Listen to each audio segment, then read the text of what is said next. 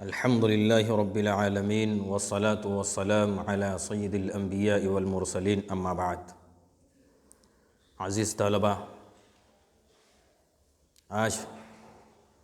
جو کتاب لے کر حاضر خدمت ہوں وہ ہے فقہ السنہ، اور اس میں جو بحث پڑھائی جائے گی وہ ہے من یقیم الحدود، کہ حدود کون قائم کرے گا۔ حدود قائم کرنے والا کون ہوگا؟ آیا ہر فرد حد کو قائم کر سکتا ہے یا حاکم وقت حد کو قائم کریں گے؟ اس پر بحث ہوگی۔ مصنف رحمہ اللہ خود لکھتے ہیں کہ اتفق الفقہاء علی ان الحاکم او من ینیبہ عنہ هو الذی یقیم الحدود۔ کہتے ہیں فقہاء کا اتفاق ہے کہ حاکم وقت یا وہ جسے نائب بنا دیں وہی حد کو قائم کر سکتا ہے، چاہے حاکم وقت حد کو قائم کریں یا پھر وہ جن کو بھی اپنا نائب بنا جائیں وہ حد قائم کریں گے۔ وَأَنَّهُ لَيْسَ لِلْأَفْرَادِ أَن يَتَوَلَّوْا هَذَا الْعَمَلَ مِن تِلْقَاءِ أَنفُسِهِمْ، اور افراد کے لیے درست نہیں ہے کہ یہ عمل اپنی جانب سے خود بخود کریں، یعنی عوام الناس کے لیے درست نہیں ہے کہ وہ کسی حد کو نافذ خود بخود کریں، بلکہ اس کے لیے حاکم وقت ہیں یا حاکم وقت جن کو نائب بنا دیں وہی حد کو قائم کریں گے۔ روى الطحاوي عن مسلم بن يسار أنه قال كان رجل من الصحابة يقول الزكاة والحدود والفيء والجمعة إلى السلطان۔ امام طحاوی نے مسلم بن یسار رحمہ اللہ سے نقل کیا ہے، وہ کہتے ہیں کہ صحابہ میں سے ایک صحابی کہا کرتے تھے کہ زکوٰۃ، حدود، فی اور جمعہ ان چیزوں کی ذمہ داری الی السلطان، سلطان کی ذمہ داری ہے، حاکم وقت کی ذمہ داری ہے۔ زکوٰۃ وصول کرے یہ حاکم وقت کی ذمہ داری ہے، حدود نافذ کرے، مال فی تقسیم کرے اور جمعہ قائم کروائے یہ سلطان کی ذمہ داری ہے، حاکم کی ذمہ داری ہے۔ اور پھر طحاوی رحمہ اللہ خود کہتے ہیں کہ لا نعلم له مخالفا من الصحابہ، ہم اس قول کی مخالفت نہیں پاتے ہیں کسی بھی صحابہ سے۔ یہ ان کا اپنا نظریہ ہے، لیکن امام ابن حزم رحمہ اللہ نے تعاقب کر کے کہا کہ 12 صحابہ کرام ایسے ہیں جو اس رائے کے مخالف ہیں۔ اور آگے وروى البيهقي عن خارجة بن زيد عن أبيه وأخرجه أيضا عن أبي الزناد عن أبيه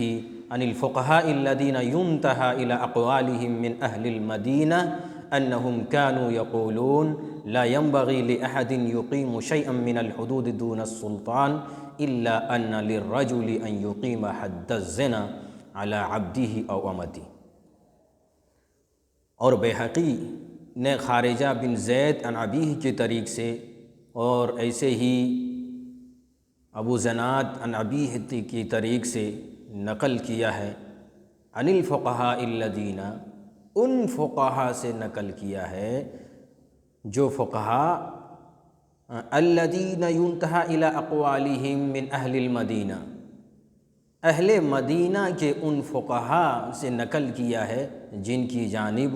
رجوع کیا جاتا ہے، یعنی اہل مدینہ کے وہ فقہاء سے نقل کر رہے ہیں، وہ فقہاء کرام جو لوگ مرجع کی حیثیت رکھتے ہیں، بڑے بڑے فقہاء کی جانب سے نقل کیا، یعنی بڑے بڑے فقہاء جن سے لوگ مسائل میں رجوع کرتے تھے۔ انہم کانوا یقولون، وہ لوگ کہتے تھے کہ لا ینبغی لأحد، کسی آدمی کے لیے مناسب نہیں ہے، یقیم شیئا من الحدود دون السلطان، کہ وہ حدوں میں سے کوئی بھی حد نافذ کر دے سلطان کی اجازت کے بغیر یا بغیر سلطان کی حاکم وقت کے بتلائے بغیر وہ کسی حد کو نافذ کر دے، یہ مناسب کسی انسان کے لیے نہیں ہے۔ إلا أن للرجل أن يقيم حد الزنا على عبده أو أمته، لیکن بتا رہے ہیں یہ بات درست ہے کہ آقا حد کو قائم کر سکتا ہے اپنے غلام پر یا اپنے باندی پر،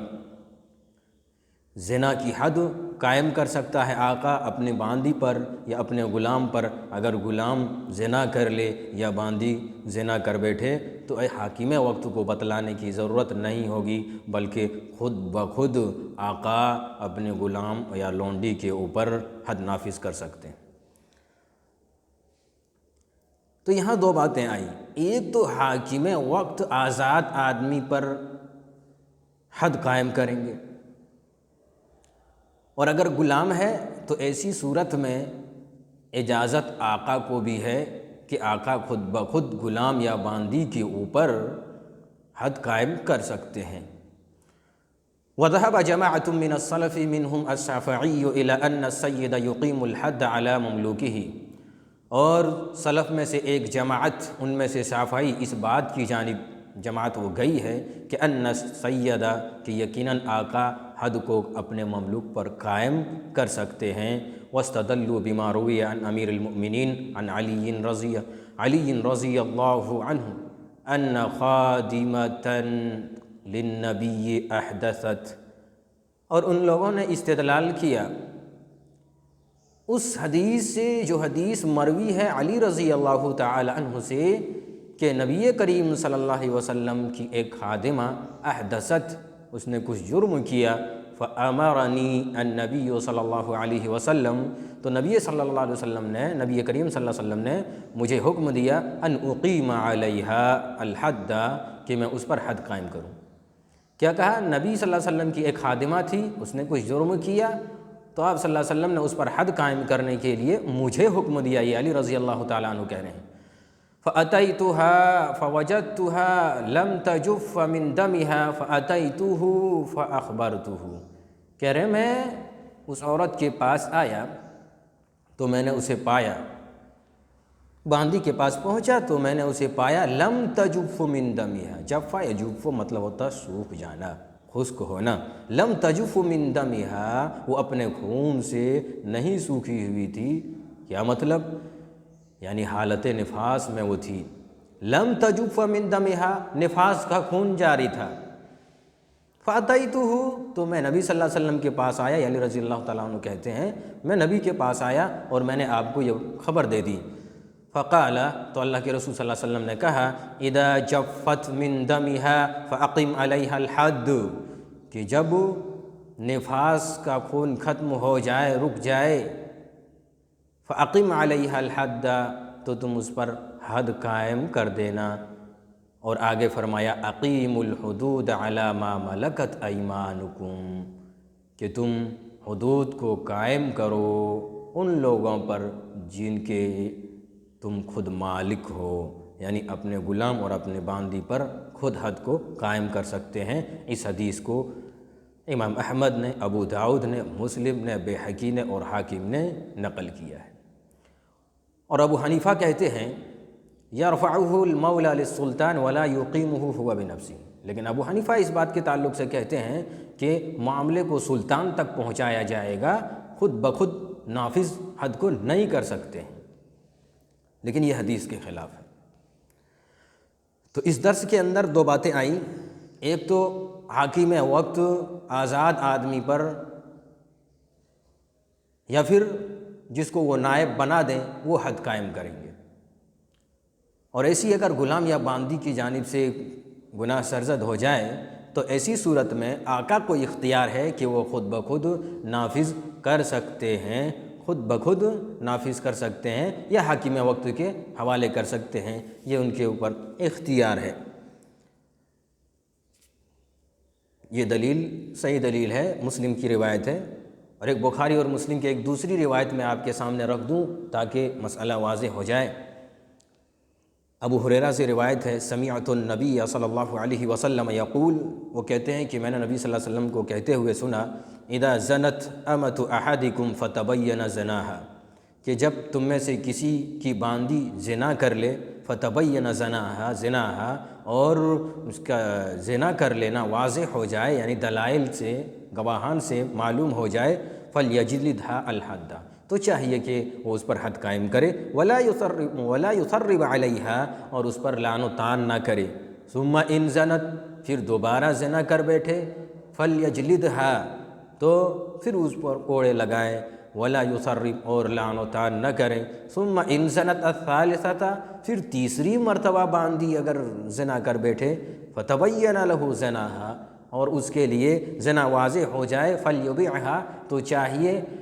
کہ اسے بیچ دے، ولو بحبل من شعر، گرچہ بال کی ایک رسی ہی کیوں نہ ہو۔ تو اس حدیث میں اللہ کے رسول صلی اللہ علیہ وسلم نے بتلایا کہ خود بخود آقا اپنے غلام یا باندی کے اوپر حد قائم کر سکتے ہیں، اور یہی وجہ ہے کہ ایک قول یا ایک عمل اس حدیث کو مد نظر رکھتے ہوئے عبداللہ بن عمر رضی اللہ تعالی عنہ نے عمل کیا ہے، وہ خود اپنے غلام یا اپنے باندی پر حد قائم کرتے تھے، جیسا کہ ابن خزیمہ کے اندر ہے اور مصنف عبدالرزاق کے اندر ہے۔ نافع روایت کرتے ہیں کہ ان ابن عمر قطع ید غلام له سرقہ وجلد عبدا له زنا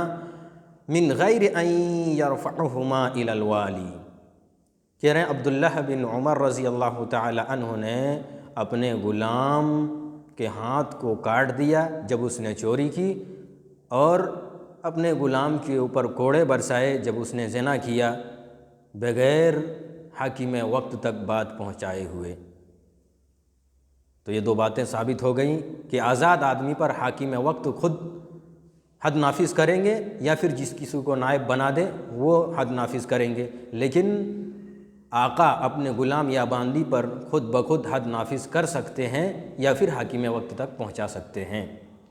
یہ چند باتیں تھیں کہ حد کو کون نافذ کریں گے، تو یہ باتیں آ گئیں۔ اللہ رب العالمین سے دعا گو ہوں کہ اللہ العالمین ہماری ان کاوشوں کو تو قبول فرمائے اور ہمارے طلبہ کو صحیح سمجھ کی توفیق دے، آمین۔ السلام علیکم ورحمۃ اللہ۔